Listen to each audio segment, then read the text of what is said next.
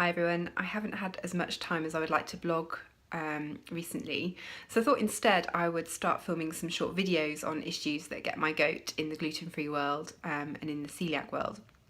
And there's something been doing the rounds in the media lately with news of lots of CCGs, that's clinical commissioning groups, cutting gluten-free prescription provision for celiac patients.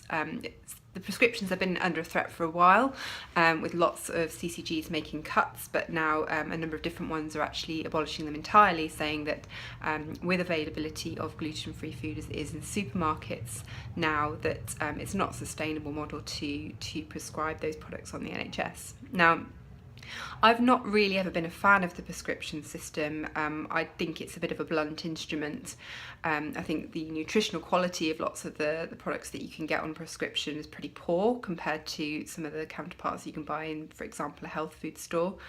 I also think it's not really a great economic model. Actually, I didn't get prescriptions partly because I didn't like the products, partly because I don't have the storage space for 7 loaves of bread at a time. And actually, as someone who pays for my prescriptions, it costs me more to get foods on prescription than it would do if I just buy them directly, because you pay the prescription charge per item that you receive. So it's something that really only works for people who don't pay for their prescriptions, so people who are on low income.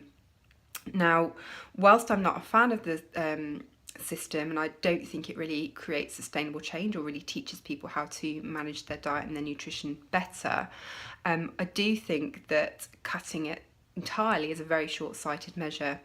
It's absolutely vital provision for people who are on low income, also for people who don't have readily available gluten-free products like me. I live in a town centre in the south east of England and can nip to my Waitrose or my Sainsbury's and choose from a range of things. Not everybody in the country has that luxury. The reason I think it's short-sighted is because I think it's not really effectively a cost-saving measure. I think it pushes cost from one area of the NHS budget, so the prescription costs, to another one, in fact to many other ones, because the chief reason for prescribing gluten-free products is to help celiacs adhere to the diet. And when you're not in a position to really coach and handhold people through the big change you need to make in the diet, prescriptions can help them do that. So if you give someone free bread, they will eat the free bread instead of having to buy in the supermarket, potentially make a mistake or even deliberately not adhere to the diet. So the second you take that away, what are you going to see? You're going to see people getting ill, and you're going to see people presenting at their doctors with symptoms that need alleviating, like diarrhoea and stomach cramps and constipation in the short term. So that's more GP time and more prescription costs to deal with the symptoms. Longer term, if someone doesn't adhere to a gluten-free diet, well, they get really quite ill and even potentially go on to develop things like bowel cancer.